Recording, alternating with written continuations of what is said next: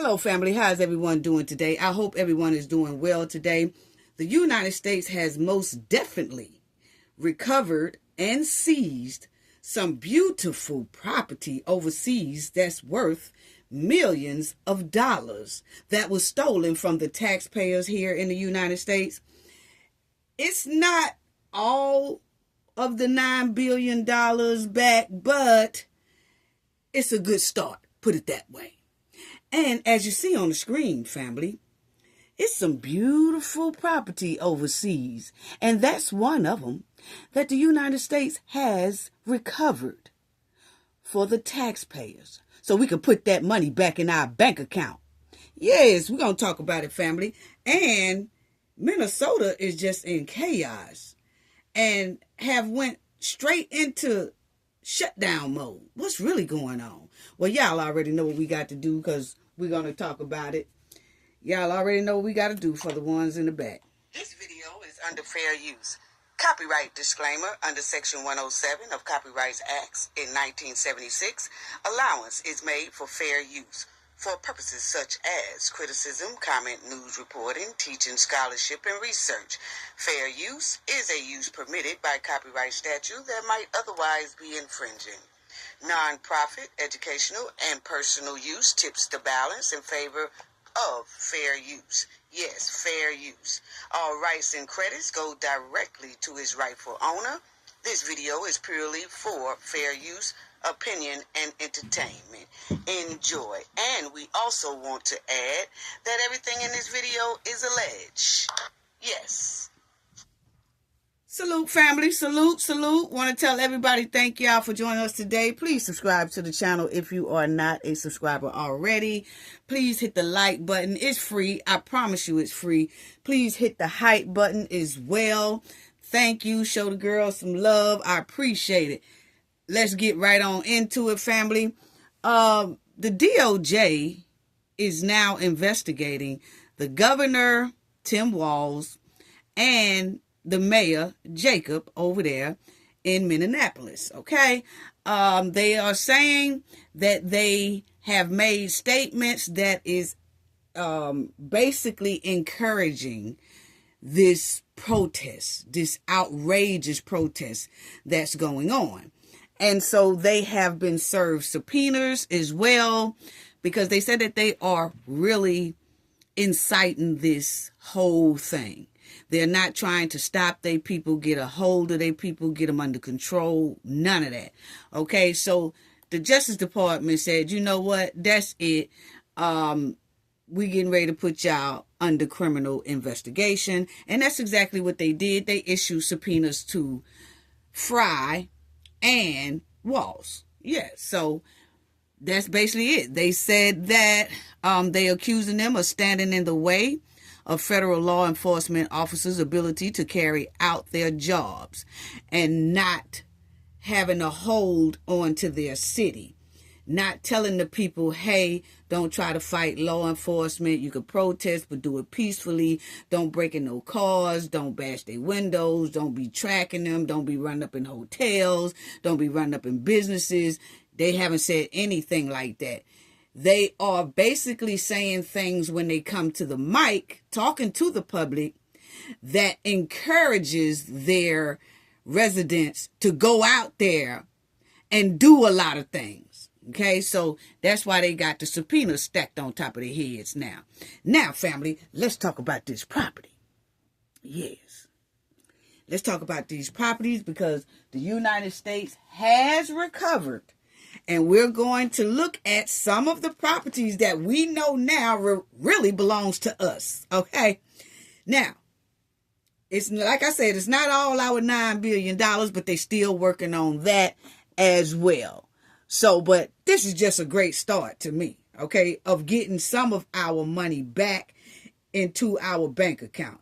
Now, check out some of the places overseas that they have confiscated from some of these here crooks, these Somalian crooks, okay?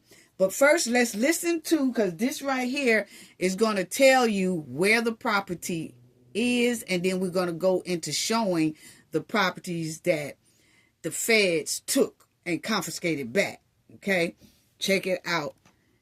This right here. Now, this is how it went down, and then it's going to say how we got it. Okay, check it out. We're hearing how parents may have gotten rich by using their kids. We're talking about this is how they started getting our money in kickbacks, as long as they stayed enrolled in this Medicaid-funded program. The first federal charges in the state's autism program includes one word that may take this investigation to another level: kickbacks. Federal prosecutors say the owner of Smart Therapy, Asha Hassan, paid monthly kickbacks to parents, anywhere from $300 to $1,500 per kid per month. So let's take this hypothetical family, for example. Now, let's check say it out. Parents with 4 kids and enrolled all of them in autism services at Smart Therapy. Using the top of the Fed's range, it's possible these parents received $1,500 per kid per month. That means in this scenario, one family is getting $6,000 a month in kickbacks. All of it taxpayer money. Okay, now check this out, because I'm just showing y'all some more of the scheme that they had going on. This right here that y'all see is a Somalian lady. She's doing the feed the children. Remember, they got busted doing fraud. Well, this is when they was all doing, feed the children. They doing a march for it, trying to bring people in and parents in. So what they were doing, family, was these Somali businesses was saying, let us take your kid, put your kid name down, and we'll give you about $1,000 a month, okay, for that kid. Of course, they're going to get more than that, because they was writing down to the feds that they was taking care of this kid and it was worth about $5,000 a month. So they'll get $5,000 a month. Then they'll break that parent off who let them use their kid. They'll break that parent off $1,000. Okay, so it had got so much of a big business, family, to all these Somalian businesses was doing this, but some of the businesses would give parents $1,000 a month. Then you had another business that would give a parent, say, $1,500 a month, right? Then you'll have another one that'll give a parent $2,000 a month. So then you had the parents that say if you was with the ones that was giving you $1,000 at first a month, then you start hearing from some other Somalian ladies, girl, they giving out $2,000 a month 2 blocks down. And she say, what? And then she tell the one that was giving her $1,000, hey, I don't want to deal with you no more. I'm going to go down the street and deal with Hassan, because he giving out $2,000 a month for kids. So they had that going down. Okay? So that's what they was doing. And some women and some households had about 4 kids or 6 kids in the house, like that man said. That means that one Somalian lady, for her 6 kids, will get $6,000 a month. All out of our tax dollars. They was getting $6,000 a month, because remind you, the business that they dealing with is frauding the government and saying that they taking care of this kid, but really that kid at the house, okay, don't have autism, ain't got none of that. There ain't nothing wrong with that kid, okay? They just pulling a scam off, okay? And that's how these women was riding around in Bentleys, Rolls, all that, them Tahoes. They would just ride. That's how the whole community was riding real good. But if you let them tell it, Black Americans need to pull themselves up by the bootstrap. But see, we don't steal like that. We get ours honestly. But that's what was going on, family. Okay? So you had each household getting about $3,000 a month for 3 kids, or if they had 6 kids, $6,000 a month. They got 7 kids, $7,000 a month. And they would get more than that if that business was offering them more than that. Like I said, it was some businesses offering them $2,000 for one child. So they was coming up real hard. Okay? So now, check it out. Okay? Check it out. Yeah, but we got our property, though. We got some of it. Check it out. Autism services and Smart Therapy. Using the top of the Fed's range, it's possible these parents received $1,500 per kid per month. That means in this scenario, one family is getting $6,000 a month in kickbacks. All of it taxpayer money. And it doesn't appear to be limited to one provider. Prosecutors said many larger families left Smart Therapy after being offered larger kickbacks by other autism centers. See? She knows she's guilty. She wants to make it right. Lasson's attorney, Ryan Pasiga, says his client is cooperating with investigators. This is the first time we're hearing about a kickback scheme. How often is that happening? I'm hearing that families were demanding money to stay within certain programs, and if they didn't get money from a provider to do it, they were threatening to go to another provider who would pay it. Your client or others would split proceeds, or at least share some of the proceeds with families that were coming into the program? Right.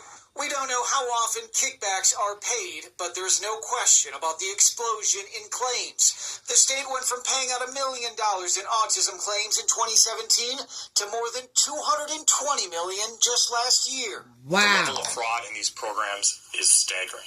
So when they first started doing this fraud, they was getting about $3 million. Then as they progressed and more businesses started opening up, Somali business doing this fraud, it turned out where they wasn't just getting $3 million a year, they were getting $300 million a year or $200 million a year. Wow. Unfortunately, our system of trust but verify no longer works.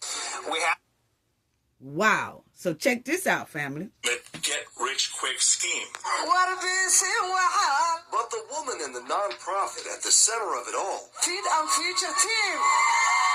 went from fame to infamy overnight. Just about 24 hours ago, more than 200 law enforcement officials. Now check this out. This was the lady in the middle, the white tea lady, that she was starting this thing off along with Omar, okay? Omar had really pushed for this Feed the Children program. This lady here was over it. And then that's when they got busted, okay? And that's her on the far right. Looks so much different, huh? Because you can't get no haircut in jail. But anyway, check it out. Yeah, so check it out. Rated more than a dozen locations associated with Feeding Our Future. feeding our future. Yes. Feeding our future. During the pandemic, Feeding Our Future and its founder, Amy Bach, sponsored restaurants and other businesses to prepare free meals for kids. Everyone involved got paid through the Federal Child Nutrition Program. What started at $3 million in federal aid exploded to nearly $200 million in 2021. Feed my kids. Feed my kids. When the Minnesota Department of Education first raised concerns, Bach sued them, and the money kept flowing. We know you're violating the law. We know they're being discriminatory. So, as y'all see, she was just all in the mix with the Somalians, okay? And you see her right there.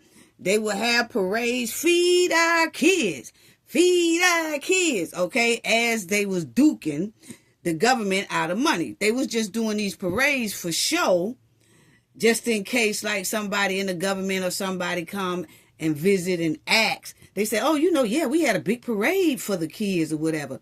They fed these kids one time, family. I'll show y'all the little boxes and bananas and stuff that they gave these kids. They did this junk right here probably about 1 or 2 times. After that, they wasn't studying them kids no more, okay? Check it out. They fed them for this little hill parade. Yet it was Bach and 46 others first indicted on a variety of federal charges. Fake meal count sheets such as these at the center of the government's case. Dozens. Okay, check out the fake meal sheets.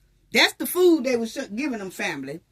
Yes, that's the food that they were giving the kids when they did the little march. Once they did that little march, they fed them kids the little plates right here, and that was the wrap. But now check it out. These are the sheets that they was filling out. As y'all can see, they were saying, it says how many kids served. Y'all will see it right here. How many kids served? They said they were serving 5,000 kids a day. They said Sunday, Monday, Tuesday, Wednesday, Thursday, Friday, all the way. They just didn't take no, but it was not one day they didn't serve these kids, even though, quote, quote, family, it wasn't no kids, okay? But this was the sheet they was filling out to give to the government to say this how many kids we fed, so that means we spent this amount of money. But they was lying, okay? And then it says how much food was left over. They always put 0, 0, 0, 0 because they want the government to think that they was making fresh food every day. Okay? Then you will see how many children was served. Right here, how many children was served? 4,996, okay? And if you notice, they will always say that they're feeding about 4,990 something kids each day. Okay, they'll drop one or two numbers, but they will always say they feed about 4,900 kids, but they said they was always preparing about 5,000 meals, okay? Yeah, so that means they only had about, and see, that's another thing how you catch people in lies, okay? Because up here it says, how much food did you have over yesterday? Because they say they fed 5,000 people. And they'll say 0. We didn't have no food left over. Well, how come you ain't got no food left over? Because right here you just said you only fed 4,996. So that means 4 should be left over if you say you prepared 5,000 meals, right?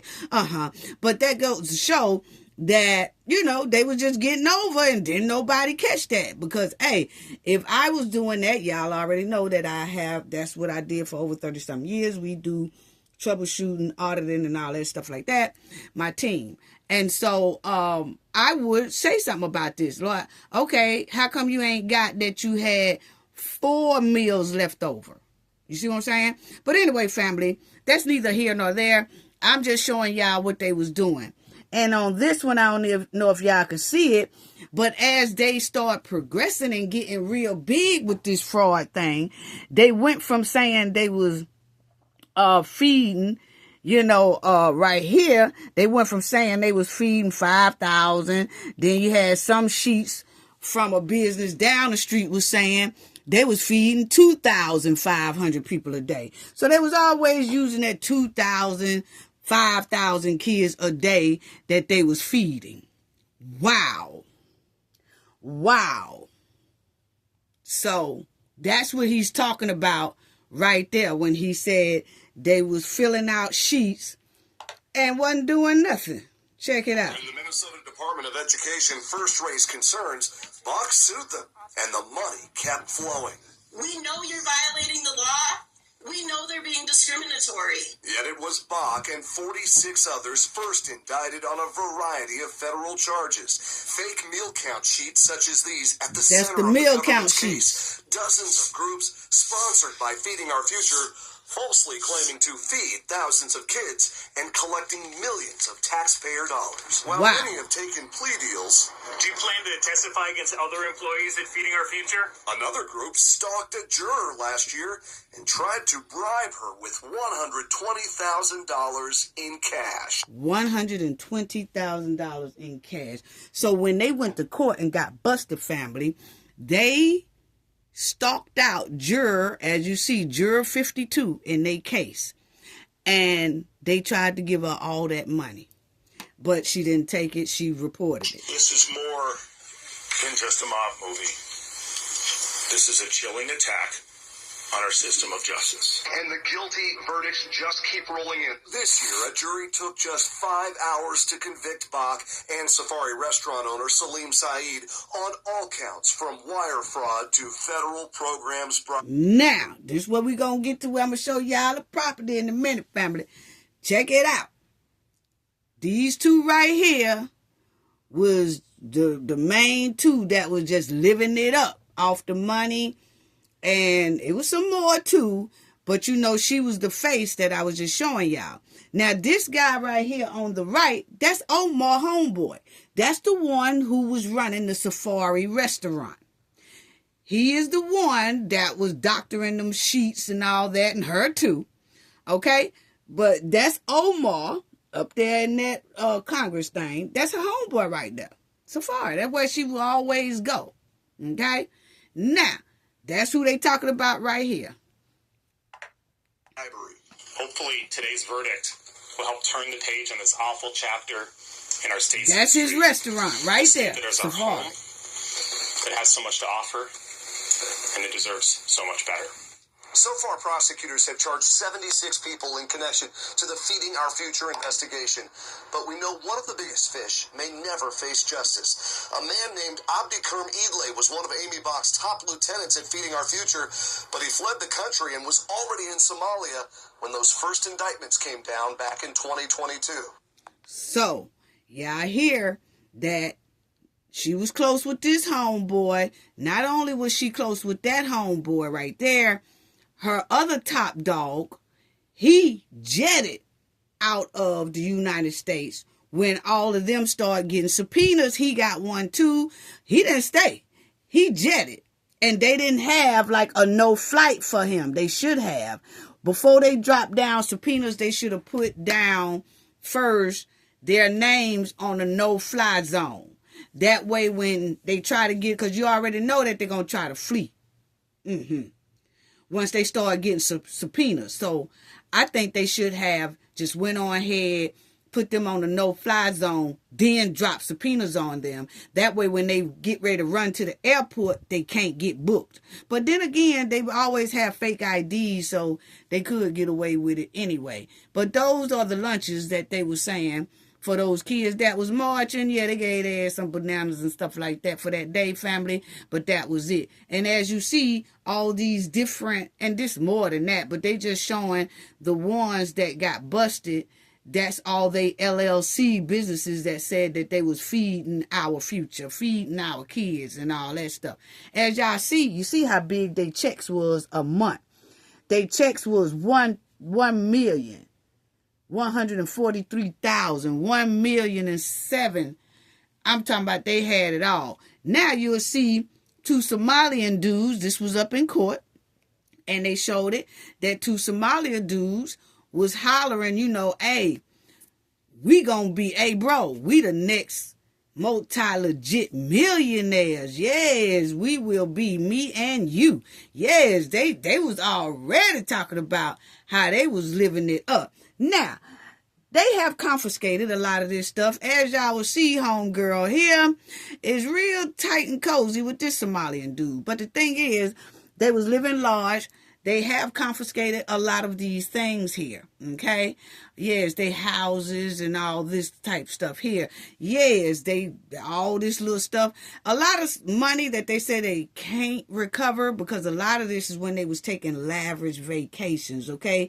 When they was going into hotels and staying in these lavish spots for like a week and 2 weeks and spending money, stuff, all that stuff like that, we can't get back. But the majority of their assets, yes, the feds has gotten a hold of it, okay? Yeah, and we're going to check them out in a minute. Yes, but they are making them liable for this money because they got one of them that after they was found guilty, they have to pay back about $2 billion. They're not going to be able to pay back $2 billion because, first of all, the feds done confiscated everything that they own because it belongs to us taxpayers, okay? And as they sitting in jail for about 15, 20 years, they damn sure can't pay no $1 billion back. You know what I'm saying? So it's going to be a wash for a lot of our money, but I'm just glad that they're getting their hands on some of it, okay? So these are the checks. But check out what this here man say, and then we'll go to the properties because he's going to tell you where the property's at. We covered some property, a resort in Kenya on the Indian Ocean, for example. We recovered some property in Turkey. And wow. To take efforts to liquidate that. Prosecutor Joe Thompson in the U.S. Attorney's Office for Minnesota says they recovered up to $70 million of your tax dollars so far. This amount fluctuates because that money is not all liquid assets. For example, cars, boats, and luxury purses may change in value, and real estate may go up. But the reality is a large chunk of the money is gone forever. It's gone forever. Okay? Now, this is the man that said that some of the property that they have seized is in Kenya. and in Turkey. Okay, so these here fraudsters, these Somalian fraudsters or whatever, they were taking money from us, but they was buying property over in Kenya and Turkey. Okay, and it's given that they did that so that even if the feds confiscate their property in the United States, they can't go over there to Turkey and Kenya and get the property. Oh, was they wrong? Because yes, they did. I'm going to show it to y'all, family. And remember, this is the man, Joe, who was finding all this fraud.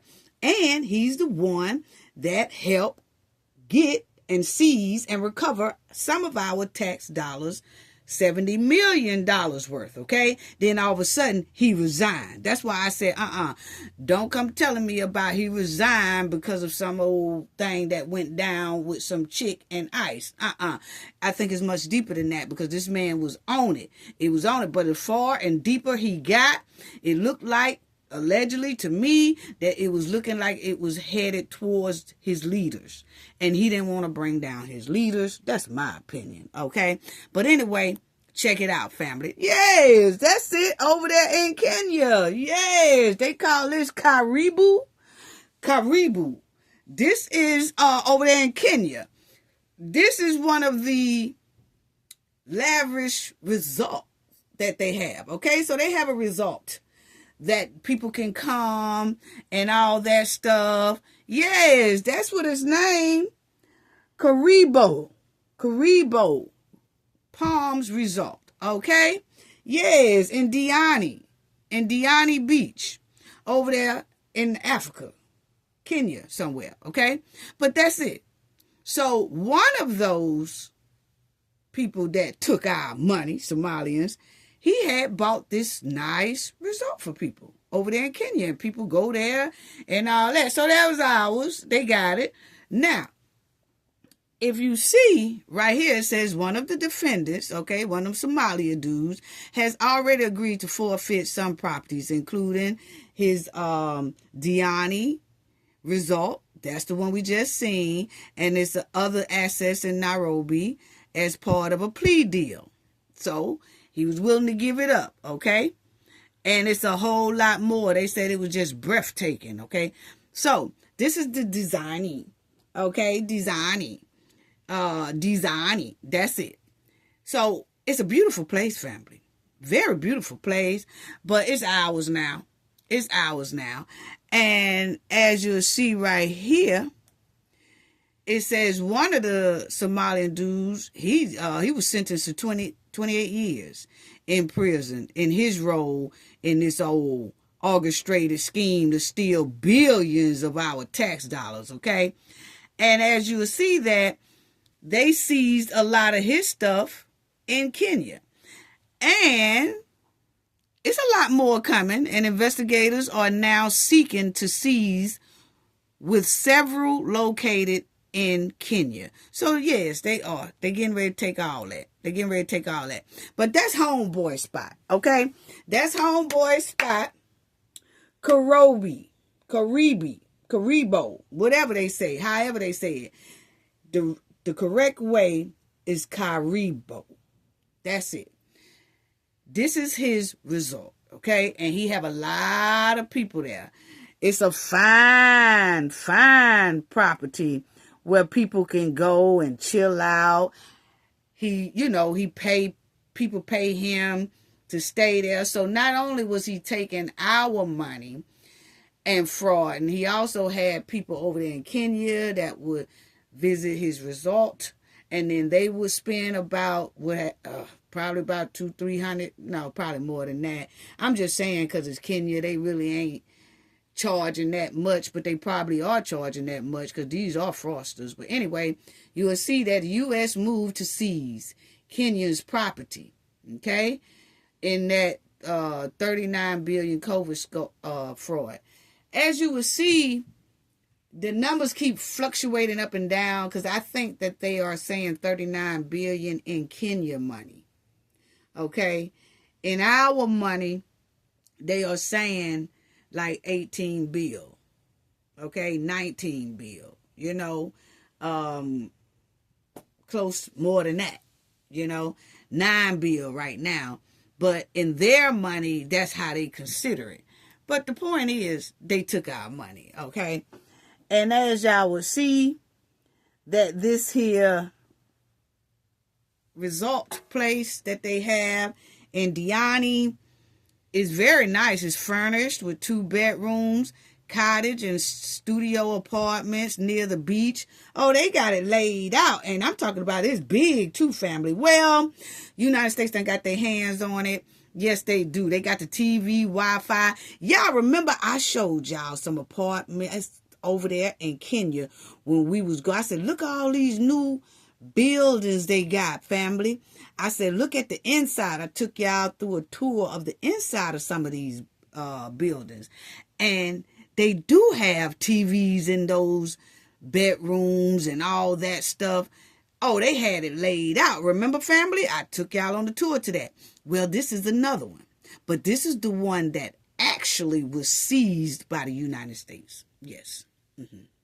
As y'all see right there, it's real nice. They say it's luxurious. Oh, yeah. They said it's just full. That's it right there. That's a better close-up picture. This is one of the ones that the feds has already taken. So, I don't know if they're making money off of it now or do they have it up for sale. But when we looked at it, it didn't say it was for sale. So, we don't know if the United States is just making money off of it now. But it's no longer in the hands of old boy. Nah, this right here, the United States got it. So, I don't know if the United States probably, they could sell it right off and just get a bucket of money, but I don't know if they would get what they want for it. So they'll probably just keep renting it out or something until they can accumulate as much as they can of our tax dollars back. But the point is, we got that as collateral. Yeah. See it, family? Yes, nice place. That's it. Yeah, nice place, honey. Nice place. Yes, and that's their menu. You know, they do all type of, they got a kitchen there where people can cook and, you know, you can have special services. It's just nice, family. Yes. People cater, you know, you could do catering and things like that. Order food, you know, off the menu, and they'll come, they'll bring it to you. It's just awesome. Yes, this is it. So this is our property, family. And as y'all will see, these are the people that they got the property from. They got, all of them had different types of property. She had a building. Family, yes. And they confiscated that too. And that's why they said with all 5 of these people right here, all of their property equals up to about 70 million that they have seized and recovered for the taxpayers. Okay. But as y'all see, this is it. Y'all will see, because they had them all in the paper. As you see, this is the property. Now check it out. 1, 2, 3 on the bottom. They like round. Then you got the square windows up top. Okay, and that's exactly what I showed y'all here. I'm finna let y'all see it. I'm finna show y'all what I'm talking about right here. That's it. See, the round ones at the bottom, and then the square ones up top. That's their property. And I took y'all through a tour of that property already. See, yes, it's so nice. Yes, that's it. It's all together. Just people just come there and just have a great time. This is their pool at nighttime. It's a pretty nice resort place, though. Yeah, so that's them that they confiscated. Now, y'all will see that he said also in Turkey. Remember, he said we also recovered property in Turkey. And it's Alanya, Turkey. Yes, that's the area where some of our property is at as well. See, they thought that the United States wouldn't be able to go to Turkey or Kenya and get their money. But boy, was they sadly mistaken, because that's exactly what they did. That's exactly what they did. And as you'll see, federal authorities have seized property in Turkey. Yes, they have. And elsewhere. They ain't through. Including Kenya and various U.S. states. So they had property in the United States as well. They done got that already. But they definitely has went over there to Kenya and Turkey and grabbed those 5 people right there. They got them in jail. But they went over there and took that property. It's now in the hands of the United States, and we are starting to get our tax dollars back, okay? They got a long way to go, though. Some of it we won't never see again, but they still working on getting a lot of our stuff back. All of it is due to the fraud scheme that was based in Minnesota. Yes.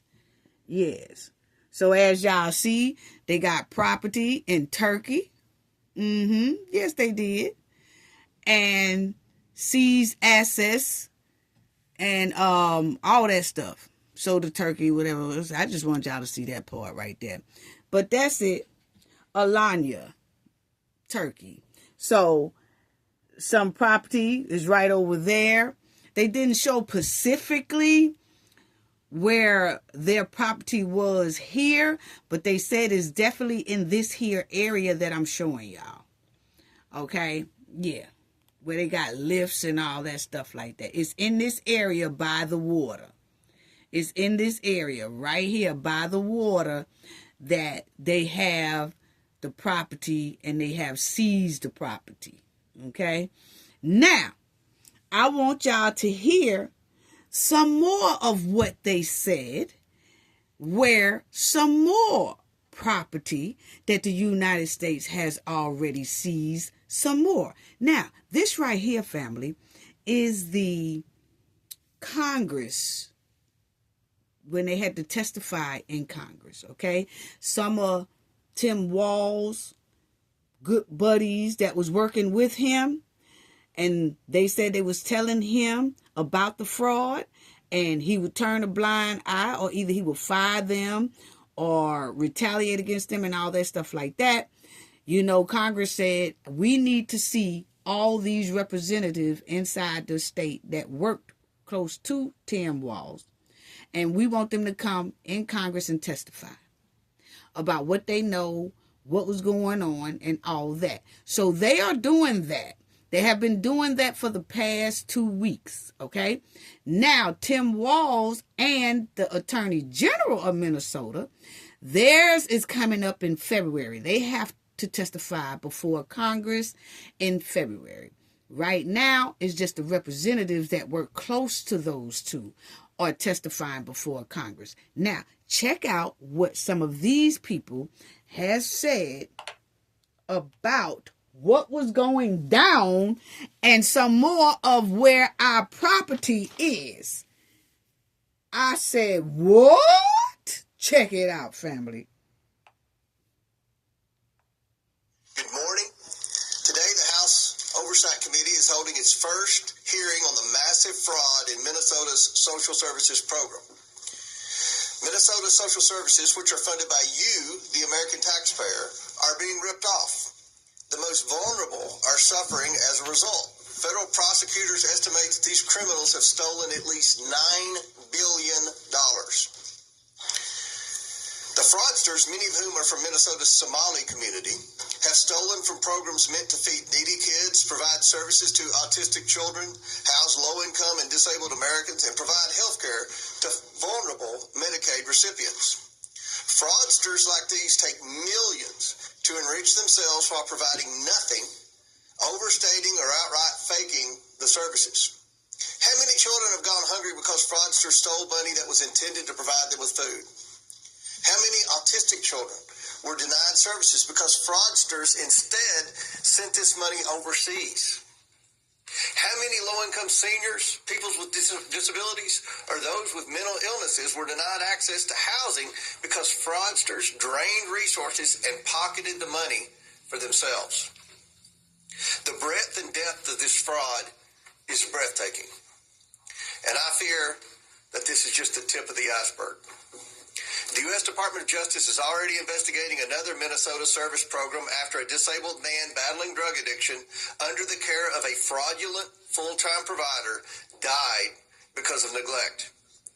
Governor Tim Walz, Attorney General Keith Ellison, and Minnesota's Democrat leadership have either been asleep at the wheel or complicit in these crimes. How could they allow this massive fraud to go on for years? This is why we're here today. We must expose this theft of taxpayer dollars and hold everybody accountable who let it happen. Today, we're joined by witnesses from Minnesota State House of Representatives who have been fighting this fight for years. These legislators are on the front lines, uncovering fraud in Minnesota's social services programs day in and day out and trying to get their state agencies to fix it. Thank you all for what you're doing to uncover the truth. Okay, now check out what this lady is finna start saying. Oh, she finna tell a whole lot. I'm just gonna let y'all listen to some key points of what they were saying when they had to testify before Congress. Okay, check out some of what was said. This isn't just a Minnesota problem. It's a problem for taxpayers across the United States. About 35% of Minnesota's budget comes from federal grants. 35% of Minnesota's budget comes from federal grants. Hardworking Americans pay those taxes, and that money is being funneled to fraudsters, funding luxury homes, fancy cars, and vacations abroad. Some of it is even allegedly going overseas to support terrorists. And yet, Governor Walz, Attorney General Ellison, and Minnesota Democrats failed to act despite countless warnings. They failed Minnesotans and all Americans, handing millions of taxpayer dollars to fraudsters. They failed children and others in Minnesota. They failed their own state employees, some of whom have come forward as whistleblowers. These whistleblowers have told us that the Walz administration retaliated against employees who warned and alerted the administration to the fraud occurring within these social services programs. Again, Governor Walz accused employees who are simply doing their jobs of racism, Islamophobia, and threatened surveillance to silence them. President Trump and his administration are taking a whole-of-government approach and prosecuting these fraudsters. To date, the U.S. Department of Justice has charged 98 defendants in Minnesota fraud-related cases, 85 of whom are of Somali descent. 64 have already been convicted. The U.S. Department of Homeland Security... Okay, 64 of them have already been convicted, okay? And that's when they were able to start seizing from the ones who have been convicted already, okay? And that's when I was showing y'all that some of them was making plea deals, like, you can go ahead on and get my property. They said the government will say, okay, sign this, and it's saying that this is ours. We're getting ready to go seize it, and we are authorized to come in there and take over that joint. Even if your property is in Kenya, in Turkey, or wherever, we can get it. And that's what they did to try to get a lesser plea deal. Okay? Yes. So that's what he's talking about there. And just think about the ones that haven't been arrested yet. Like the ones that Nick Shirley is running into their businesses, and we see that they bogus businesses. Those people haven't been arrested yet. When they get arrested, then we can, and they get convicted of it, of a crime, then we'll be able to get access back from them. But I think they kind of waited a little bit too long, because I think they already getting rid of stuff.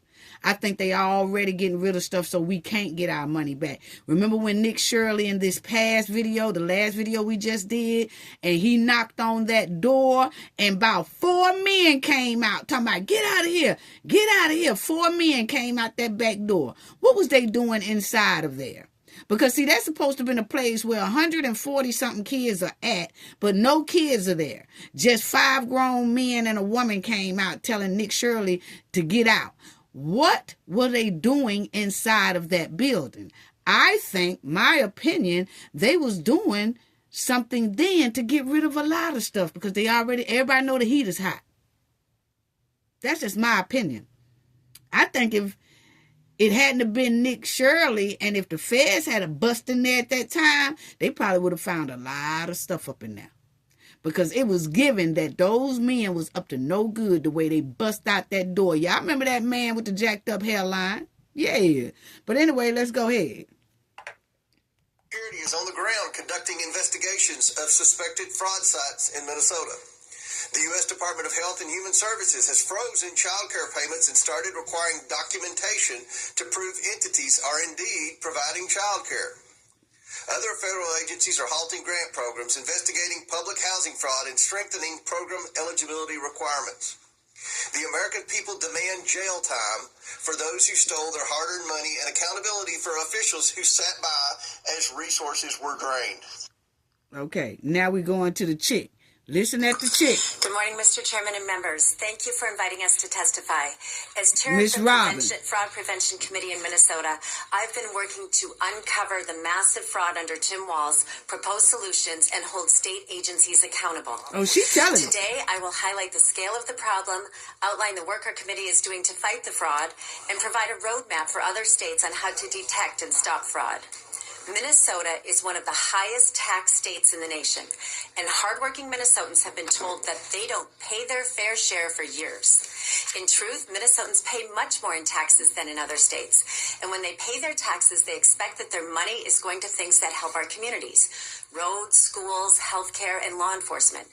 They do not want their tax dollars absconded by criminals to buy resorts and apartment buildings in Kenya, property in Turkey, and luxury homes and cars in the U.S. Tim Walz and his administration have willfully turned a blind eye to crime in the face of countless whistleblower and auditor reports, as well as stories by local investigative journalists and the Center of the American Experiment. These are actual crimes that must be punished. They are crimes against our moral values and erode trust in government. The time for accountability and justice is here. First, we are unearthing staggering amounts of fraud in Minnesota. As far back as 2014, there were credible whistleblower allegations of millions in daycare fraud. Instead of shutting it down, the state minimized whistleblower reports and allowed fraud to grow. Unfortunately, child care fraud was just the tip of the iceberg. Since 2019, Tim Walz and Minnesota Democrats have allowed fraud to absolutely explode in Minnesota. There's been more than $300 million in the Feeding Our Future child nutrition program scandal, and the Feeding Our Future prosecutions revealed that as many as half of those indicted also ran other Medicaid-funded programs. Yet despite this being known back in 2023, Tim Walz and his agencies have done nothing to stop those defendants from getting additional state money. We have now found fraud in multiple Medicaid programs, including autism centers, sober homes, non-emergency medical transportation, integrated community supports, and housing stabilization. Just last month, our committee held a hearing on credible allegations of fraud in two new areas: adult day services and assisted living. First U.S. Attorney Joe Thompson, the leading prosecutor in these cases from the Biden administration and the Trump administration, says the fraud could be an astronomical $9 billion. In the face of mounting... Okay, now that Joe she just mentioned, this is before he stepped down. So you notice how even when his name was brought up in this testifying before Congress last week, this is before he resigned, all of a sudden he resigns. So y'all see what I'm saying, family? Okay, yeah. Reports and literal criminal indictments and convictions, the Walz administration has repeatedly and publicly denied or downplayed the fraud. Just last January, the commissioner of DHS, Jody Harpstead, who'd been on the job for 5.5 years, said, "There's a lot more rumors of fraud than there is actual fraud." You cannot make this up. The Walz administration has been gaslighting Minnesotans on the scale of the fraud problem for years. In response, when Republicans took control or ended Democrat control of the Minnesota House last year, we created the Fraud Prevention and State Agency Oversight Committee. Since last February, we have held 15 hearings where we have grilled officials, exposed new areas of fraud, and repeatedly flagged failures in internal controls. I authored a new law to expand whistleblower protection, and we created a portal, mnfraud.com, resulting in a surge of new whistleblower reports that our amazing staff is still working through. Under the leadership of our Vice Chair, Patty Anderson, we passed a bipartisan bill in the Senate to create an independent Office of Inspector General. When it got to the House, Democrats killed it because the DHS commissioner testified against it. The Tim Walz administration has utterly failed to protect Minnesota taxpayers and vulnerable citizens, ignoring years of credible reports and retaliating against those who spoke up, often by claiming they were racist or Islamophobic. Tim Walz and the Democrats have repeatedly They love to holler protected somebody's their race. political base at the They expense do of all that to Minnesotans. deflect. Other states should learn from the failures of the Walz administration. So I'll give you a quick roadmap on how to find and stop fraud. First, culture matters. Fraud flourishes when leaders ignore it and criminals see they can get away with it. Second, fraud flourishes when basic internal controls are not followed. This is not complicated. Okay, now let's go to the next You one. have to look at the interconnections. Let's of go to the next one, 'cause I want y'all to relationships hear in what- multiple program areas in Medicaid. It's a huge red flag that has been ignored in our state. Areas in Medicaid. It's a huge red flag that has been ignored in our state. Now check out what this lady said.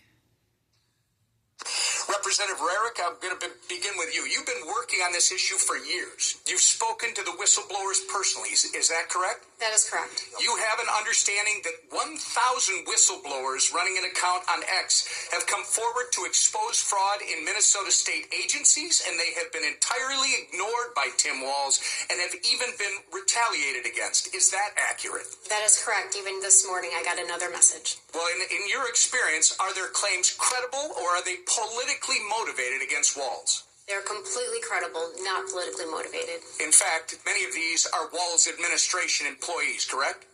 They are actually Democrats as well. Can you quickly give us one example of the retaliation these folks Now have she been didn't have facing? to say the Democrat part. Yes, We I don't care can. nothing about In my that. opening It statement, ain't I about mentioned party. It's about that what's going the on. most severe ones was that they would be fired with cause, so they couldn't have unemployment insurance, that they would be blacklisted from all state agencies, and I bet that it's also Hennepin County and Ramsey County, as you know, those are Democrat run, and much, much more. Based on what you've learned, Representative, over the last several years, do you have any doubt that Governor Tim Walz knew about this fraud as it was occurring? Check it out. He absolutely knew that it was occurring. He absolutely knew that it was occurring. So now that's a big statement, because this lady didn't say allegedly. She worked side by side with this man. So she is saying he absolutely knew fraud was occurring. She didn't say allegedly. Wow. Check it out. And who is Salim Saeed and Amy Bach? I recognize those names as defendants in the Feeding Our Future trial. They ran Feeding Our Future, is that right? Okay. He brought up those names of the two, the lady and Omar homeboy that I showed y'all that's been arrested, indicted, and they was convicted, guilty of all charges. Okay? So this is who this congressman is talking about. And this guy on the far right worked with the governor and everybody closely. Right? That's correct. And they've been indicted?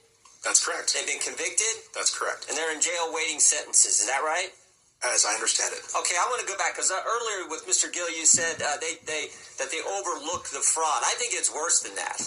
I think they helped it along. I want to go to this meeting that took place, or actually I want to go to March 30th, 2021. Is it true back in March of 2021, the Minnesota Department of Education suspended payments to Feeding Our Future, that program? Is that right? I believe that's correct. And then a month later, they resumed payments. That's correct. What caused them to change their mind? In my opinion, what caused them to change their mind was pushback from their constituency within the Somali community who accused the state agencies of being racist. But what caused them to stop it in the first place? Was it whistleblowers coming forward? Was it like this something's not right here? What happened?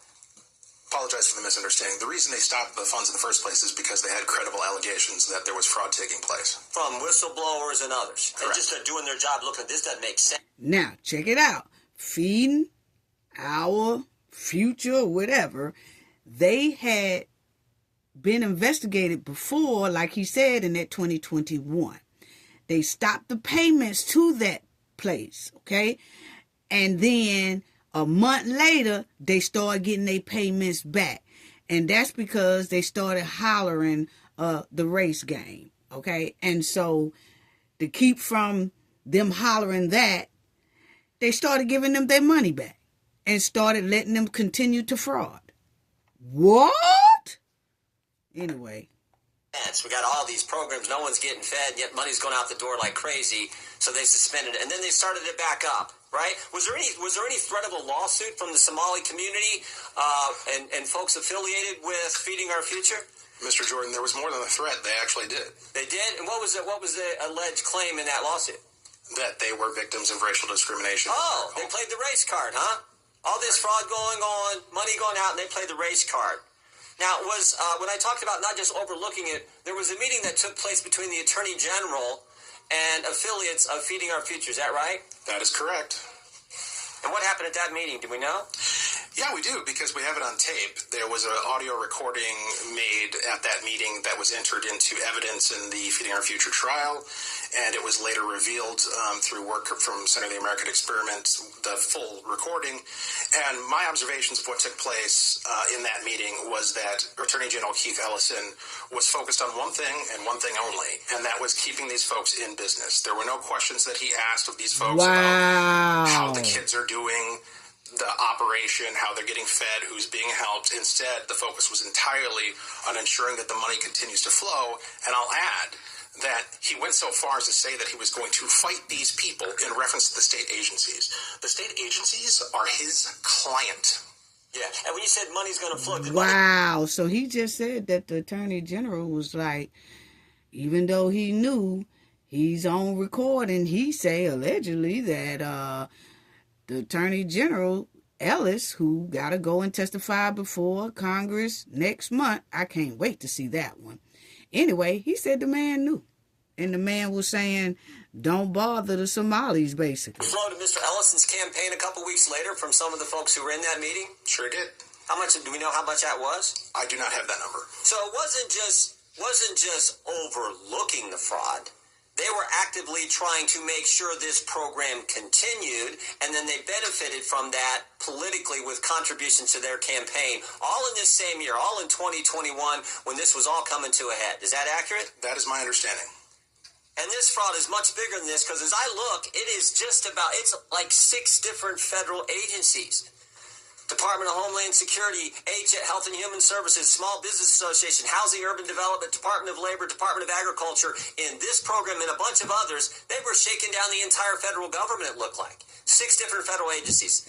I think you pointed out, over the last 15 years? That's correct. And not only are the Democrat administration overlooking it, they're helping it along. They're assisting it. They're going after whistleblowers, as your colleague pointed out. And they're benefiting from all this politically with contribution to their campaign. Not to mention the voting issue that you referenced earlier as well. Is that all accurate? I believe so. Oh, now there's more than 6 agencies involved. There's 6 federal agencies that got shaken down, but there's 2 other agencies involved now, the FBI and the DOJ. Right? How many people have been indicted now? I do not have that number in front of me, but it's significant. And I don't know how long y'all been in the legislature. We appreciate your work, appreciate what you do. But have you ever seen anything like this in your time in the legislature? I've never seen anything like this in an ATM. Miss Robbins, you're the chair. No, sir, we have never seen anything on this scale. It is unbelievable. As Joe Thompson said, it is breathtaking and cannot be overstated. Yeah, well, God bless you all. Miss Rankin, or Miss Rarick, excuse me, I'll give you the last word. Thank you. So I've been there since 2013, and I have been yelled at by Democrats over and over again throughout our time there to say that there is no fraud. This is just made up. Yeah, this is the template. You see this all the time. I just wish that she wouldn't be saying, I've been yelled at by the Dems. Just go ahead and say who was yelling at you, okay? Because this is what I'm saying. This is not about a party matter. This is about a group of people who stole $9 billion plus from the American taxpayers. Call out the names how the rest of them was calling out the names. They were saying who it was. She always, this lady right here, no disrespect, but she just keep hollering, the Dems did this, the Dems. No. We gives a damn about what party they belong to. We want to know who's the names that's yelling at you, stopping you from reporting the fraud. Okay? Go ahead. Programs in the fraud in Minnesota are rampant. You have the Child Care Assistance Program. You have the Feeding Our Future. You have the Housing Stabilization Services. You have the Early Intensive Development and Behavioral Intervention. You have Integrated Community Supports. Ms. Robbins, you're the chair of the investigative committee.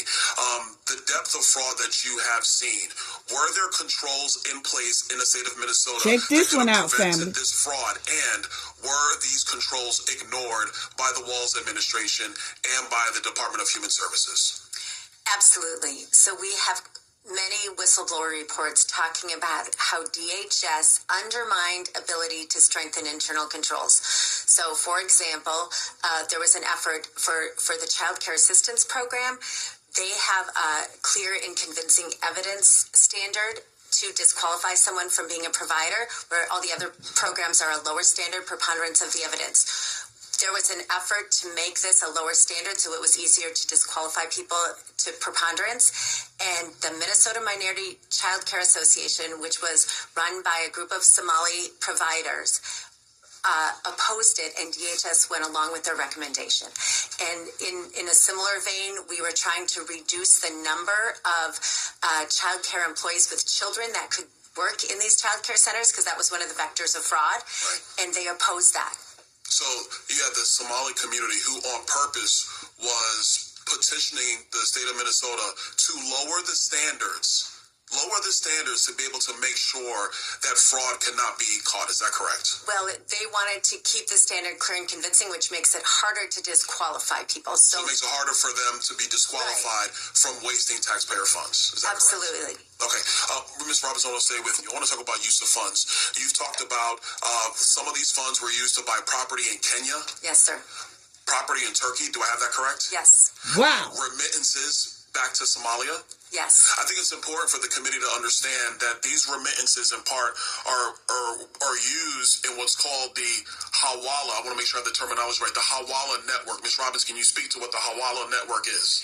Yes, check it out, family. It's an informal network where someone goes to a Hawala place in Minneapolis, which is like a money exchange or a money sending site, and they say, I want to send X amount of dollars, and then there's a receiving site in Somalia, and they put the cash, take the cash out. So money doesn't cross the border. It's an order for money here that gets transmitted to Somalia. Wow. I want to expound. And y'all remember in my last video when we were showing Nick Shirley exposed this new transportation fraud. He went into a spot that's supposed to be transportation, but it was actually that wiring center. Remember when the clothes was hanging up? And that dude said, this is a wiring center. This is exactly what she's talking about. So that spot right there was where they take a lot of their money that she's talking about and wire it outside to different places. Check it out. She said it was being wired to Kenya, Somalia, and Turkey. In Somalia and other parts in the Middle East region writ large, the Hawala network is a bunch of money exchangers, hand to hand, not bank account to bank account. Exactly. And what is clear in Somalia and other parts is that Al-Shabaab, the largest Al-Qaeda affiliate in Somalia, they have their hands all through this network. So taxpayer money, United States dollars, that are being remitted into Somalia, in part, have been utilized or have fallen into the hands of Al-Shabaab. Do you think that's a correct assessment? Yes, we have plenty of evidence of that, from money directly going to Al-Shabaab, but then also indirectly because they take a cut of whatever gets sent to Somalia. Okay, y'all heard that. That's why they're saying some of our tax dollars went into the hands of this militant group over there in Somalia, because when they wire money to Somalia, automatically a portion of that money is supposed to be given to the militant groups because they oversee that type stuff. So they get their cut, and then whoever they sending the money to will get the rest of the cut. Wow. Wow. And as you will see, this is the Turkey thing. This doesn't have anything to do, I mean, this is the Iranian thing. When they say they sending money to here, to there, in Iran. Then you will see where there was another fraud going on in Minnesota. The FBI and the Justice Department have investigated. It's called Payment 24, an internet-based financial service company with an office, okay? And what they did was they would extradite. This was in 2020, but they just kind of been charged on it. But they would extradite money. And it was a conspiracy to defraud the United States, wiring fraud, money laundering. The scheme involved using false residency and passport documents to bypass American sanctions, okay? That facilitates and prohibits financial transactions for Iranians and citizens, okay? For Iranian citizens. So, what they was doing also, this is another one not connected with the Somalis, but it was another fraud going on. But what they was doing is, this is a way, they had a business called Payment 24 where some people can come here, and that money was going to like Iran. But they would wire money and do all these transfers and all that stuff. And then you see that they was also using false residency and passport documents to bypass American sanctions. Remember when we did that video and I was showing y'all, they was talking about how all this man came through the airport with all these fake passports, hundreds of them. Well, some of those passports went to Iran as well. Wow. Wow. Let's continue. So it's a lot of money that they was defrauding us out of. Our generosity. As someone who has been in the Minnesota legislature longer than Tim Walz has been governor, can Governor Walz actually be trusted to defend Minnesotans when he allowed fraud to fester for his entire tenure as governor? Mr. Chairman, if Governor Walz was serious about stopping fraud, he would have done it in 2019 when he took office. He has done nothing other than appoint commissioners that suppressed fraud and retaliated against their own employees. And just think, this man was almost elected Vice President of the United States. And that is true. He was almost elected, this Tim Walz. All this fraud that was going down in his state. At the time, we all really didn't know it because it didn't blow up yet. But he was right on the side of Kamala, running for vice president with her as president. She's running for president. She picked him for her vice president. Can you imagine what the type of shape the United States would have been in? Because look at Minnesota. Wow. And it's like he let these people take total control of not only him, his state. That's what it's given. It's what it's given. Wow. Check this one out. Minnesota here today who can provide more intimate information regarding this mind-blowing fraud coming from the Somali community in Minnesota. According to Assistant U.S. Attorney Joe Thompson, there is an estimated $9 billion or more in fraud. Many obviously believe that this is just the tip of the iceberg. I want to thank and acknowledge the independent reporters Nick Shirley and Dave Hawk who broke this story wide open.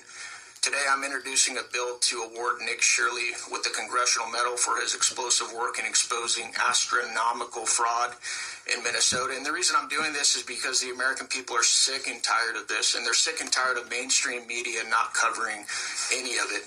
The biggest question that most Americans, however, have is this: is this incompetence at the executive level with the governor and attorney general? Are they involved and complicit? I'm going to start with you, Ms. Robbins. Thank you, sir. My understanding is that they were certainly aware of the fraud and they did nothing to stop it. And there were plenty of opportunities.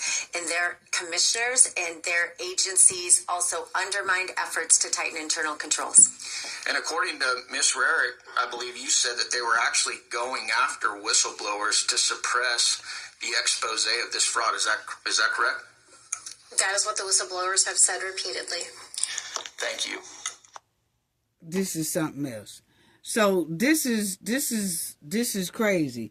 Now check out what this man said, and this is just it right here.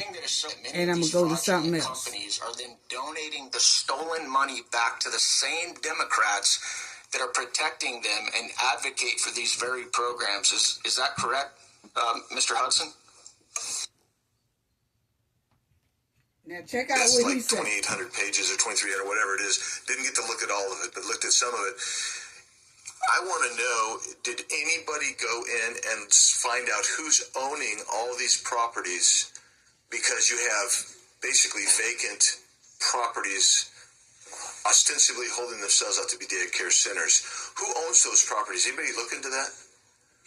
So some of our staff is looking at it currently, and I would encourage people to think about this as you look at your other states. So we have people who own the properties and then other people related to them or close to them that provide the services, and they both get remuneration. And then we have people who homestead assisted living facilities, small single-family homes, and say it's a business, but then they shouldn't be allowed to homestead. We have instances where there are multiple assisted living facilities that have been homesteaded. So the ownership of the properties and the ownership of the business is very important. This has gotten to be such a problem in Minnesota that people invest in the daycare business as an investment. And so getting not only who runs the facility, but who the ownership is critical, because that's where a lot of the money goes. That's my point, is that you're setting up a series and facilitating straw man purchases of actual real property to actually launder or hide money coming from the state and defraud the state. And I would encourage both the feds and the state to really take a close look at that.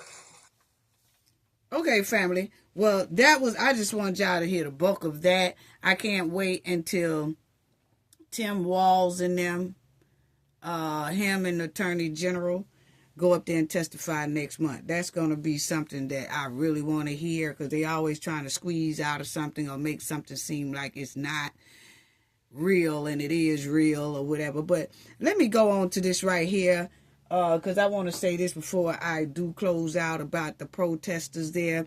Y'all will see right there, it says here, the people of Minneapolis versus ICE, okay? A street level view. So this is that right there, okay? They riding dirt bikes, family, so excuse if y'all hear all that. But anyway, I want to say this, because a lot of people in the United States are comparing this. And a lot of people are talking about this throughout the United States, probably the world as well. A lot of people want to know how protesters who are out of control are being treated with tender love and care while they are destroying a whole state. I just don't understand it. These people are being treated with tender love and care while they are destroying a whole state. Okay? They're knocking out windows of not only federal agents, ICE agents, but regular citizens as well. For instance, the federal agents and ICE, they ride in like white Tahoes or black Tahoes. And if you are a regular citizen that have a black Tahoe or a white Tahoe, they're going to bash your car in thinking that you are part of ICE. No matter if you on your way to the store or on your way to drop your kid off or whatever, they're going to tear it up. Okay? And a lot of people throughout the United States are just comparing this. Like, they talking about it like how much these people are getting away with destroying federal property, destroying residents' properties and their cars, and they holding people basically against the will because people can't come out their house because they don't want to get mixed up into this outrageous, unhinged crowd, you know? And a lot of concerned people throughout the United States are talking about how protesters are taking over Minnesota with unhinged behavior. And these people are watching this. People throughout the United States and the world are watching this very closely. How they are using their cars as weapons towards law enforcement, towards innocent residents, and all that. It's dangerous out there in them streets. It's dangerous just to go to the store. You can't even handle everyday business. They said some business have shut down. The majority of the business just have completely closed. Now they're losing money because they don't want the protesters to come in there. They'll go in a spot, in a business and say, hey, are you on ICE side or our side? Now these people just doing their everyday business. They're going to bum rush in there and say, are y'all on ICE side or our side? And if you say, well, you know, we ain't on nobody's side, they're going to tear up the joint. If you say I'm on ICE side, they're going to tear up the joint. If you say you on their side, they going to cheer it on, but they now done took over your whole business inside your store. It's crazy. And nothing is really being done about it. Nothing. They even running their own police officers off the street. I showed y'all that. They tearing down fences. They doing all this. They as we see, they ramshacked after they jumped on that ICE agent. They ramshacked everything out of the car, took everything out the trunk of that car, rambling through it, everything. Then the people who took all the ICE or all the federal agents' belongings, only thing they do is put out a reward for $1,000 to capture the people. Okay? Which they did. But you see how they just tan up the joint. Tan up the joint. They have no respect. They don't care. They jumping on law enforcement, jumping on ICE, agitating ICE. They don't care. Okay? So a lot of people just saying, what is going on? And these protesters is doing all of it. They stealing federal equipment out the cars. They stealing their weapons. They stealing documents. You see right there? They bum rushing the cars. Look, all up in that agent's trunk. Out of control. Reporter walks up on it. ICE vehicle left wrecked after North Minneapolis protest. So they was going through all that stuff. They running up in hotels. Remember, we showed that they said that they tracked ICE was staying in this hotel. They broke in the hotel, bum rushing the hotel. And they said there was some people there that was just visiting and sleeping in that hotel that had cars similar to ICE cars, and they tore up those people. Those people woke up and their cars was on flats, tore up, spray painted, and they ain't had nothing to do with none of that. Yeah. They tore up just about every car in the hotel parking lot just so they can make sure they got some of the vehicles that belong to ICE. They didn't know what vehicle was what. They just tore it all up, okay? Then you will see this lady here is tracking ICE, okay? Tracking ICE. What?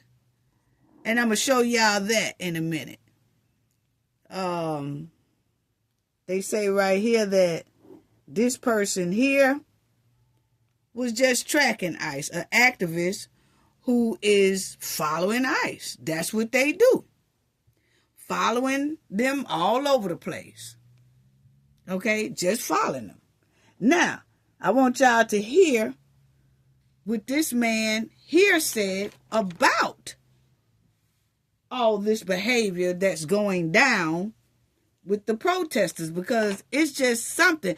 They letting these protesters windmill on ICE agents. They hitting them with shovels. They hitting them with brooms. They throwing smoke device at agents.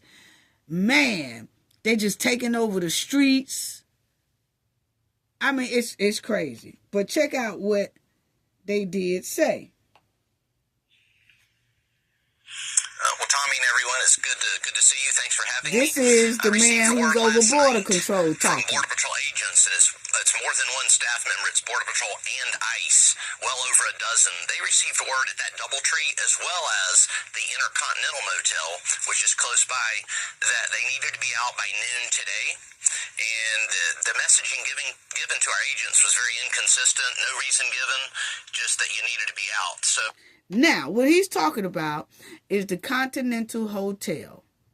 They told the ICE agents that they can't stay there because every time these protesters track them, the protesters come and tear up their hotel and tear up the cars in the parking lot. And then the cars are really some people who are just staying there. Now, those people who cars done got messed up, they now wants to sue the hotel and tell the hotel, y'all need to pay for my vehicle. Because these people done tore up my car in y'all parking lot. It's outrageous. So the hotels now are just saying, you know what?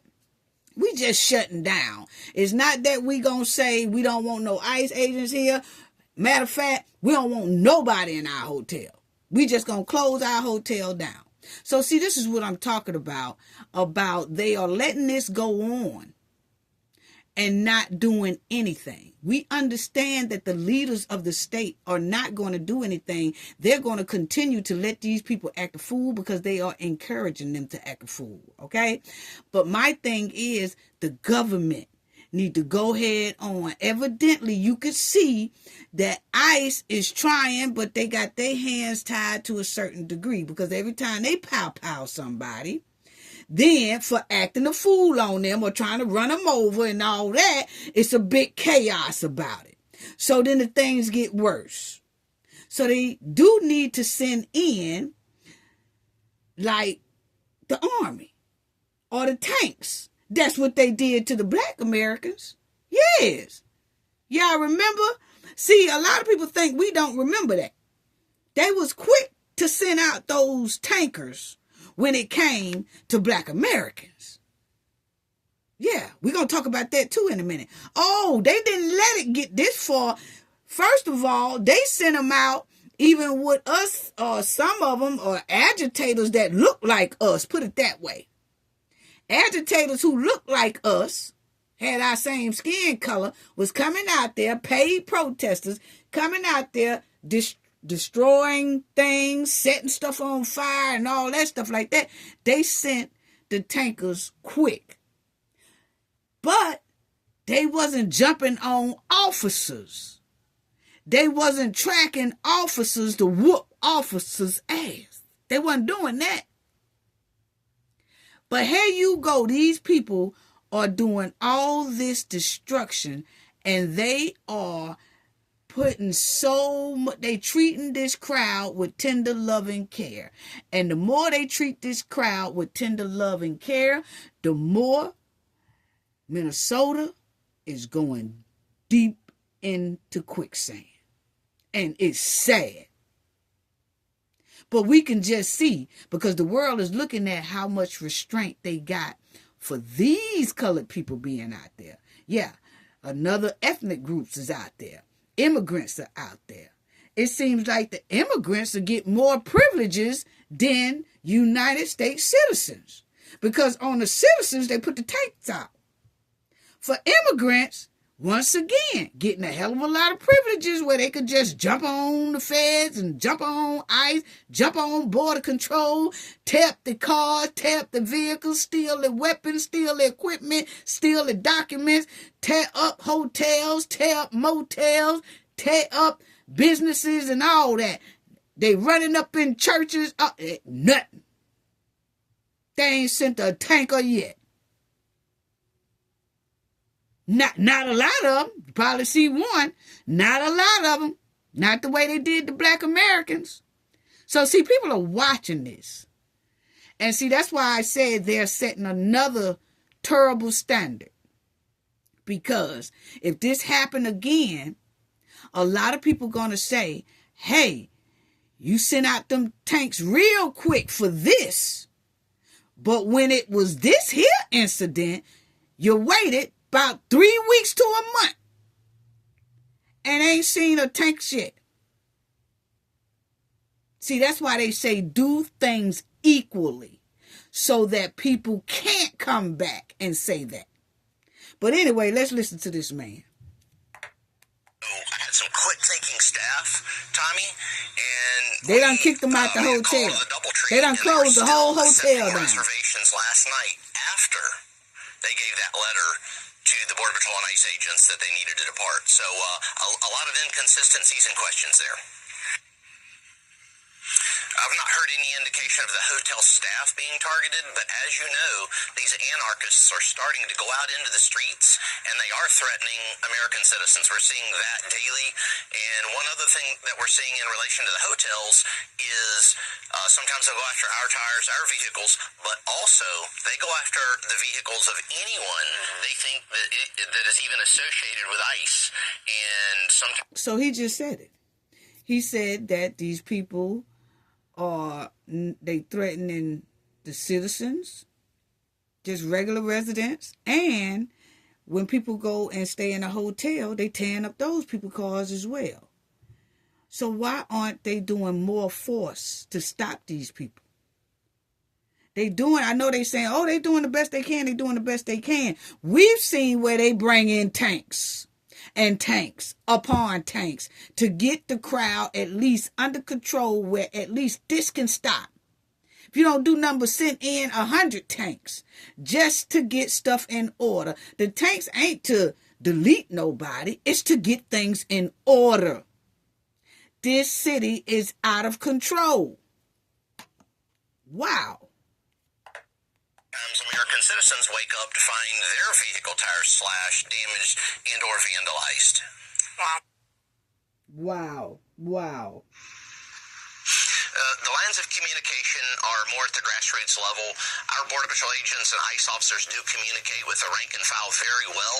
We all see eye to eye on the ground. As far as those senior leaders, not a lot of communication with the senior leaders, but you've got the Mayor Fry there that's telling police to fight ICE and Border Patrol in the streets. So I can only imagine what those senior leaders are going through at the hands of leadership like that.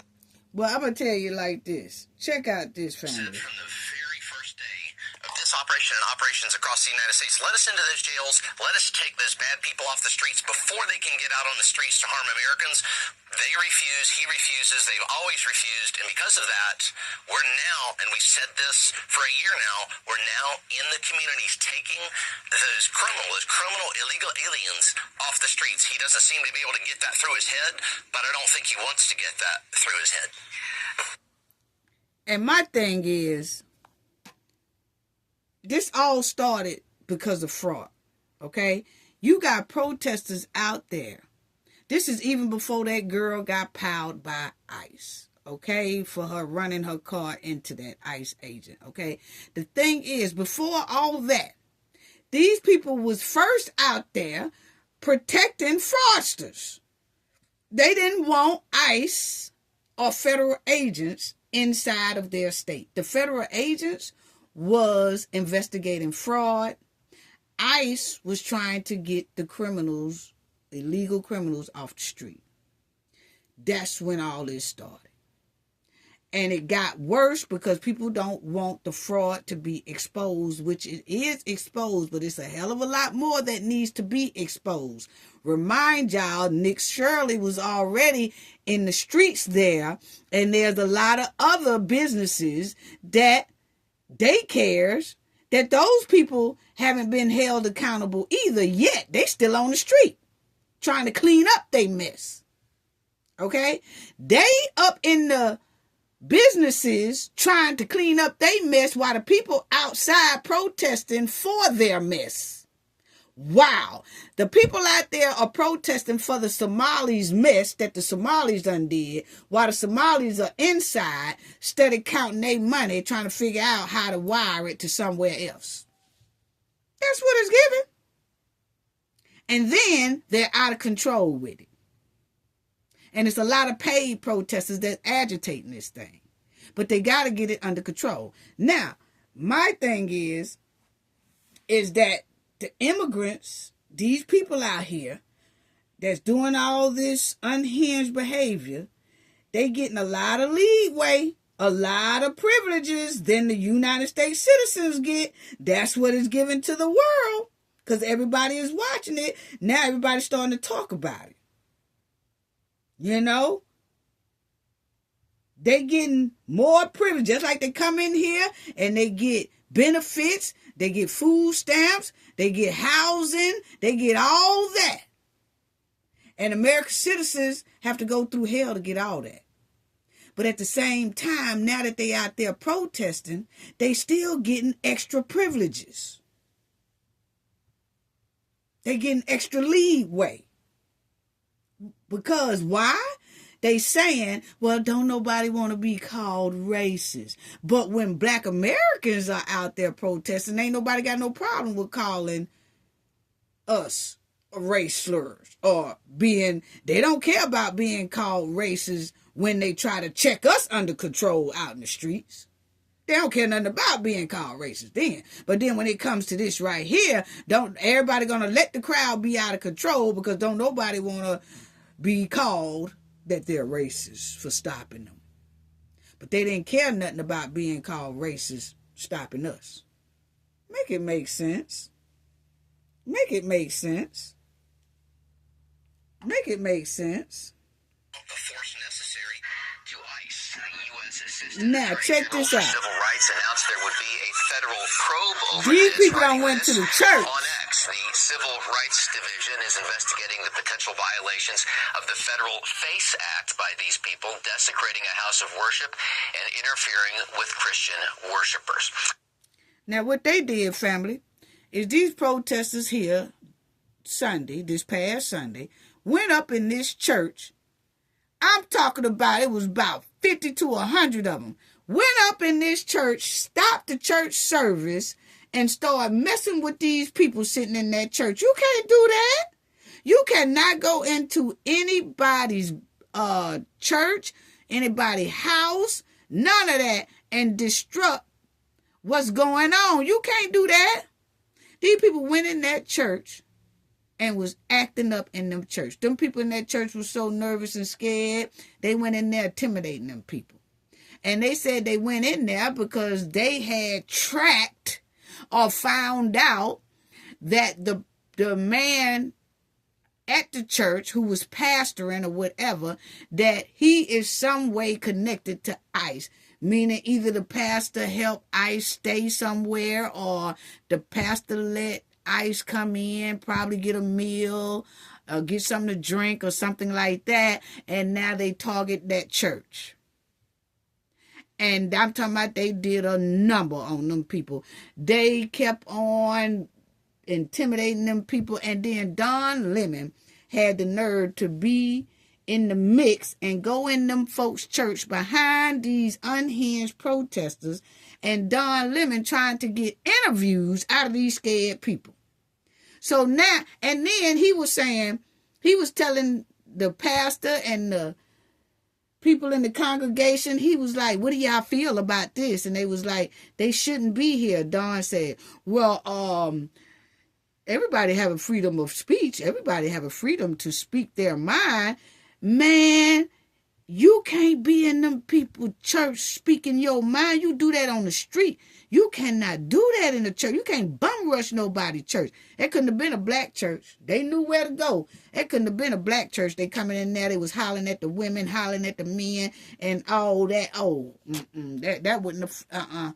That wouldn't have. That's the preacher man that was up there. You see, these protesters done got in that man's face, and they trying to say he helped ICE or a part of ICE, or he participated in helping ICE or something. It doesn't matter. They have no business going in them folks' church, bum rushing them folks' church. They did that, family. They went all up in these people's church acting up. All up in their church acting up. Wow. Wow. And what does that look like? Well, if the president declares the Insurrection Act in effect, then he takes control of both the full-time military and the National Guard. So we wouldn't have a scenario here, which we've heard Mayor Fry of Minneapolis talk about many times. And that's Don Lemon. He done went in there behind them people. He wrong for that. He is too wrong for that.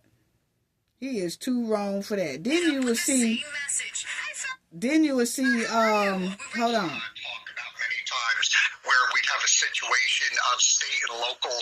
Don Lemon done messed around there and went in that church, and now the DOJ is not only investigating the people who bum rushed this church, because that's against the FACE Act.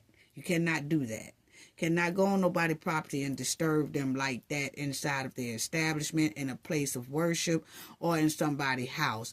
And Don Lemon was right there in the mix of it. And the DOJ is now investigating not only the people who went in there, because they were showing their face. She's also investigating Don Lemon. So he done got himself in a bunch of stank trying to get a report. Don Lemon put on notice by DOJ. Wow. Wow. So see, it violated the FACE Act. So a lot of them going to be in trouble that bum rushed inside of that church. Now check it out. Fighting with ICE agents. I know they'd love to see that happen, but it's not going to happen. I don't think you'll see state and local law enforcement ever follow that type of guidance. But when it comes to the military, we would not have a scenario where the full-time military is now going up against the National Guard because one was activated by the local government as opposed to the federal government.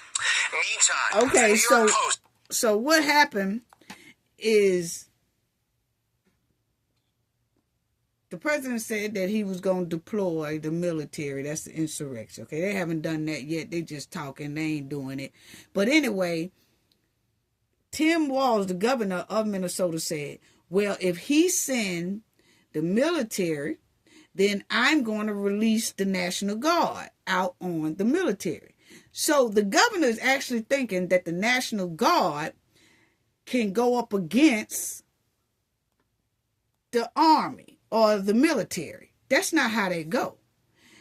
If the president makes an order to send out the army, the National Guard cannot attack the army or the military.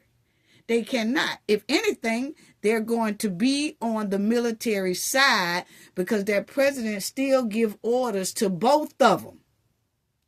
But Tim is so out of it, they governor, for some reason, he's thinking if Trump deploys the military, then he can deploy his National Guard and they will go up against the military. That don't work like that.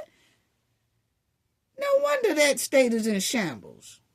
It's just like that other lady in Philly, that other captain over there, talking about she gonna arrest ICE. You can't do that. Y'all can't arrest. Y'all ain't got the authority to arrest ICE. Well, hey, you got this governor over here in Minnesota thinking he can release the National Guard out on the military. No, it don't work like that.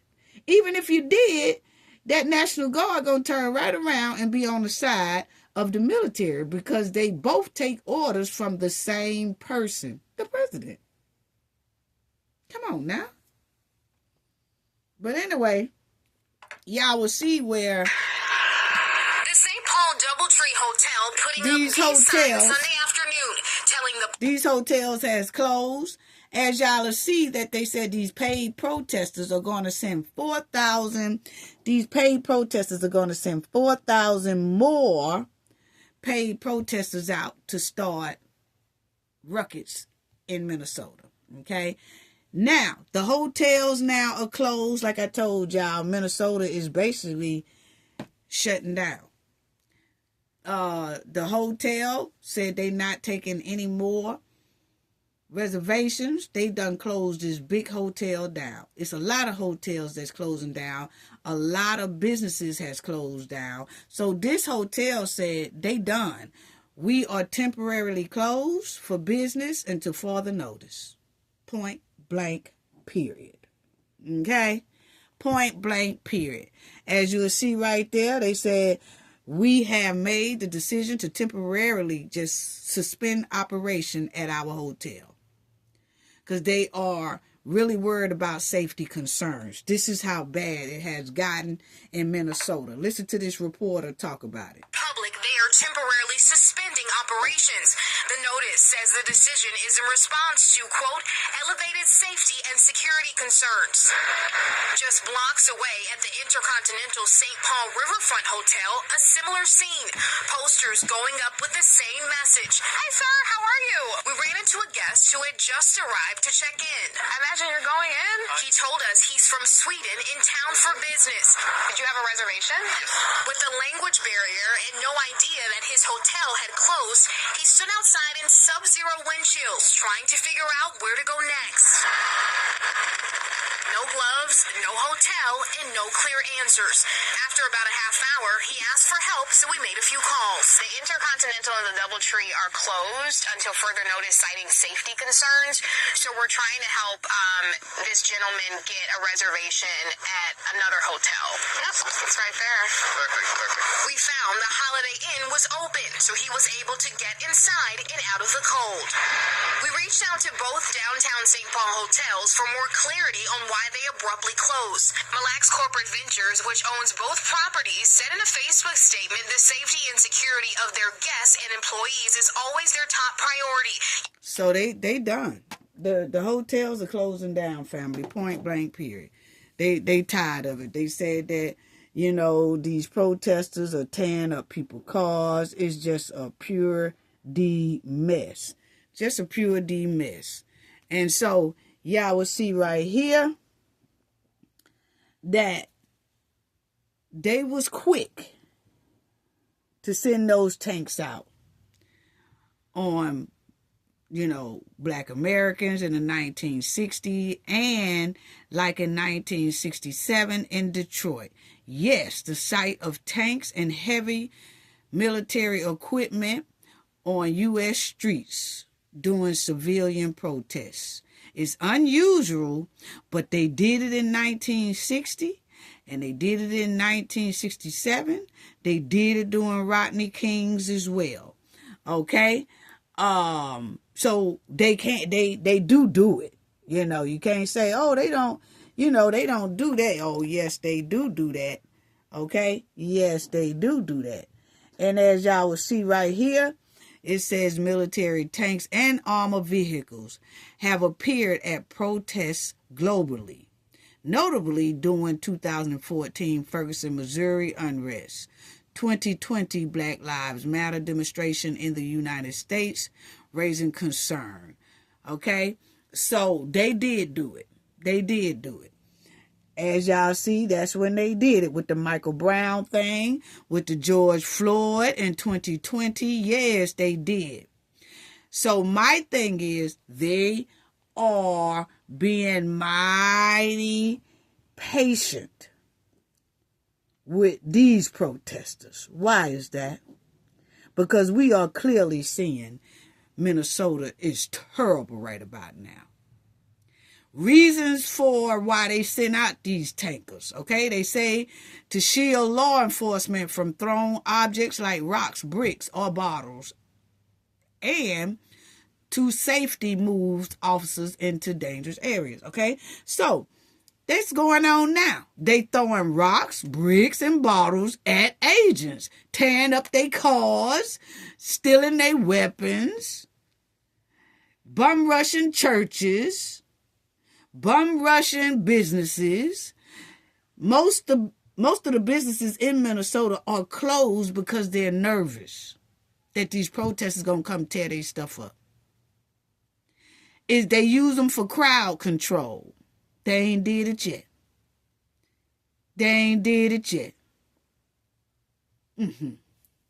So that's what we're saying. Because it's been done before by presidents. Yes, it has. On Obama watch, it has been done as well. On other presidents in the past watch. You see, these people here is in front of the ICE facility, tearing up the gate. Tearing up the gates and all that. These people here, same thing. Tearing up. They in front of a store now. They tearing it up. And this man here is the one who took the federal agent's lockbox out the trunk. And guess what he is? It says it right there, family. What is he? He is a Venezuela gang member from a Latin King gang member. So these are the type of people that's out there on the street. Remind you, these are gangbangers and people who don't want to leave the United States because they know they're illegal and they're criminals. So here is a criminal out on the street who broke in and grabbed that lockbox. Remember, he had it up in the air, dropped it, busted open, took the weapons and all that stuff. Well, they arrested him. Come to find out, he's a Latin King gang member. Wasn't he supposed to be here? Illegal. Now, they doing all this protesting to keep illegal immigrants in here and to keep fraudsters in here that done stole our money. They are making sure, these protesters are making sure that they save the backs of illegal immigrants, okay? But they haven't once protested about these here 3 ladies that was done horribly and deleted by illegal immigrants. They was deleted by illegal immigrants. Not one protest for these here women. Not one.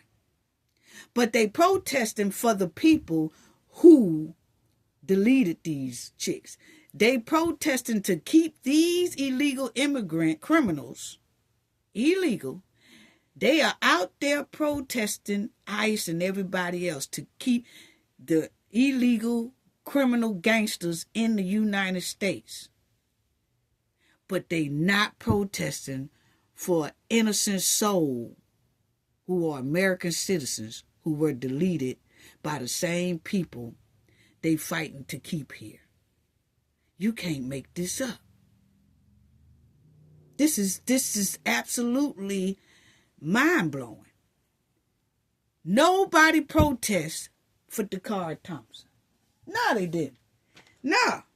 Not one of those people out there came out to protest about this here illegal immigrant, Hugo, who deleted Dakara. She was walking home, she was walking back to her car. He called her over to his car. He kidnapped her. Took her to his home, did the unthinkable to her, deleted her, then put her back in his car and took her to the nearest bridge and threw her over there. An illegal immigrant who had prior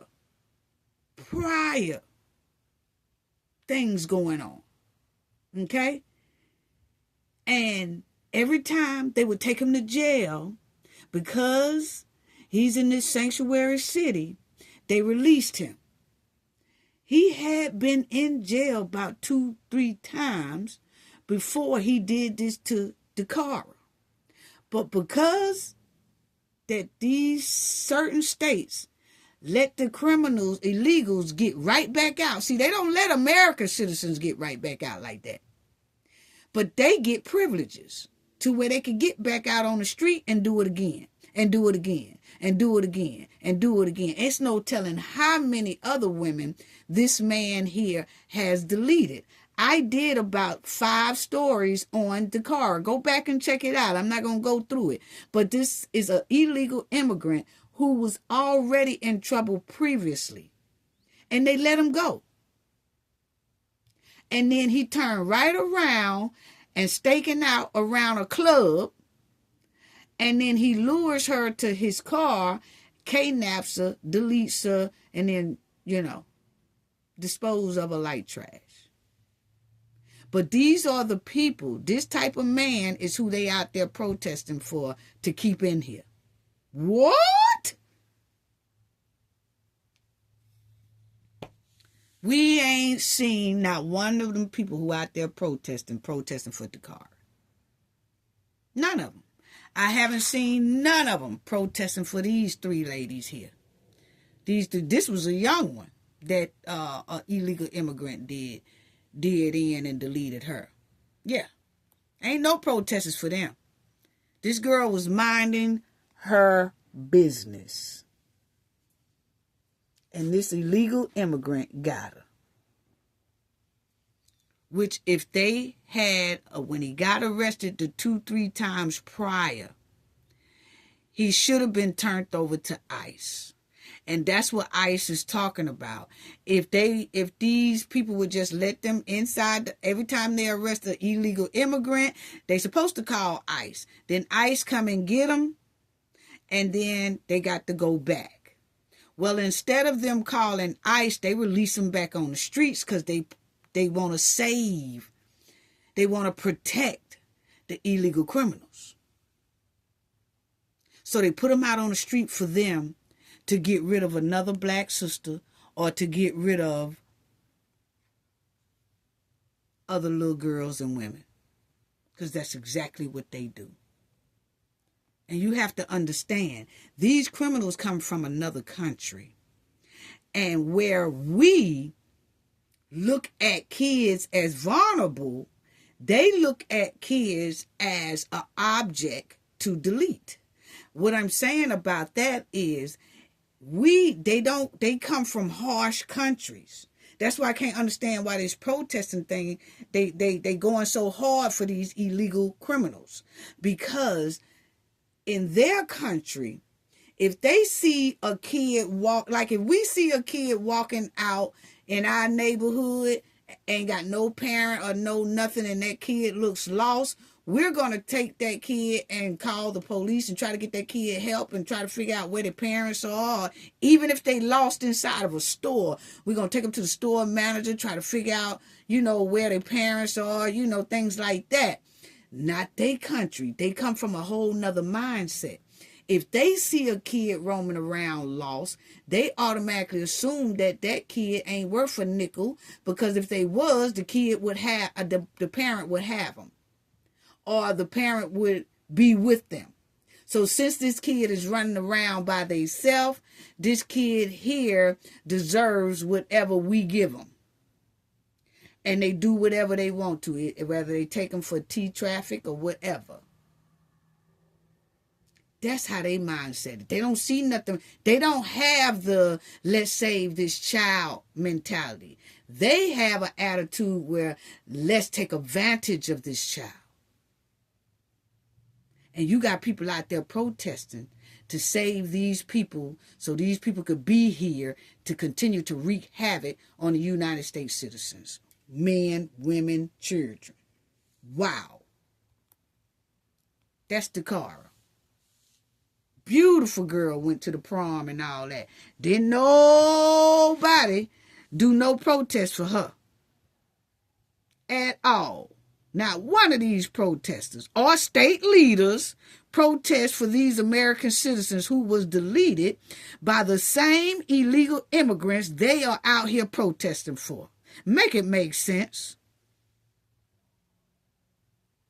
They protesting to let these illegal criminals stay here so that those illegal criminals can continue to wreak havoc on our children, women, and men throughout the United States. Come on now. Come on now. Another one. Nobody was out there protesting for Dava. Nobody. These two right here, illegal. Not even supposed to be here. On some jet skis. In the water. Don't even know how to speak English. Don't know how to control no jet ski. None of that. They ran clean into her head on. And then when they did it, they left her out there in that ocean, they fled and went on about their business. Luckily, surveillance caught them. She was a cadet, very good student, all that. U.S. Air Force Academy. Doing well for herself. A citizen, doing well for herself.